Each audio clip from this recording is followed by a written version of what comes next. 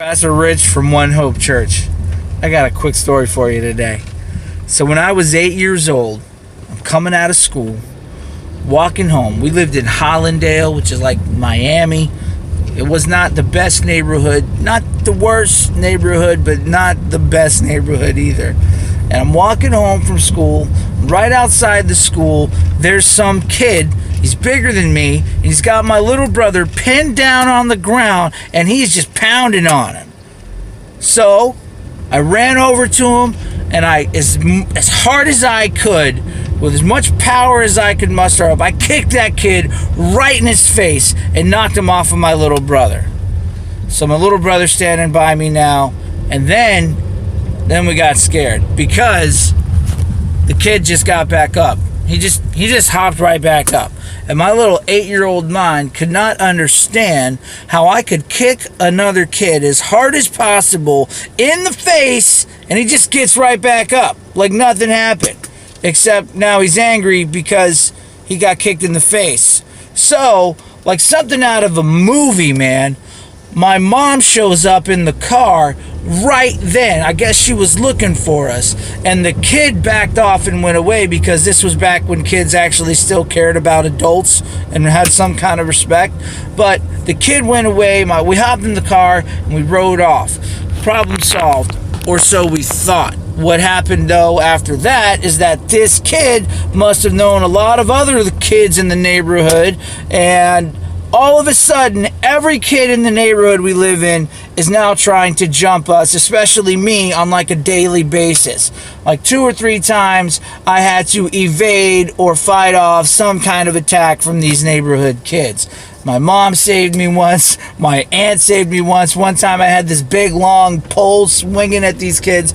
It was ridiculous. So we're walking home from school one day, me and my little brother, and I think my big sister was there too. We're walking home from school, and all of a sudden, down the street that we're on, we see this mob of kids coming at us, man.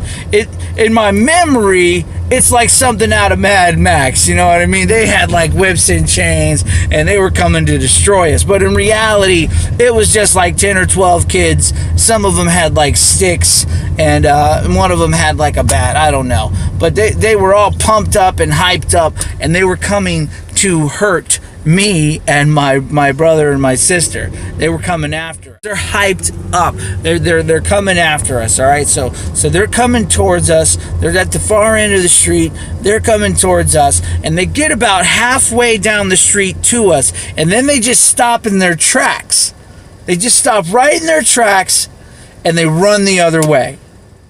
The reason these kids are so afraid is because at first they didn't see it, but I had a couple friends with me. See, I had a really good friend at school who find out that all these kids were messing with me and my little brother and stuff, and they decided that they were going to protect us. So every day, they would walk us to school, they'd walk us home, and nobody would mess with us because these two friends had a much bigger reputation and were a much bigger deal than the guy that I kicked in the face. And because I was their friend, nobody would mess with me anymore. And I think that's really cool because my association with somebody that was stronger than me, or at least had a better reputation than me, created a situation where these kids couldn't mess with me. They weren't afraid of me, they were afraid of who I was associated with. And you see, that's how God is for us sometimes. It's not that the enemy hates us. He hates who we're associated with. And it's not that you're strong enough and powerful enough to fix everything in your life. No. What you and I got to do sometimes to get through things, to overcome things, to fight against forces of darkness that fight against us, is to make sure we're associated with somebody that's much stronger than us. Jesus is your very strong friend. And when things come against you to hurt you, to bring you down, you can rely on Him to be by your side. He'll walk you home every day, man. He'll be with you every day. And when people understand and realize that you're rolling with him, they'll back off eventually. Because they're not just having to deal with you anymore. They got to deal with the man upstairs. And that's why all the demons in the Bible that Jesus ever approached, they freaked out. They got scared. They got worried. They were afraid. Just remind your problems who you roll with, and your problems will start to dissipate. Reconnect with God.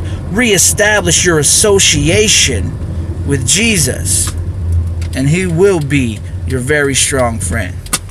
All right? Be blessed. One hope.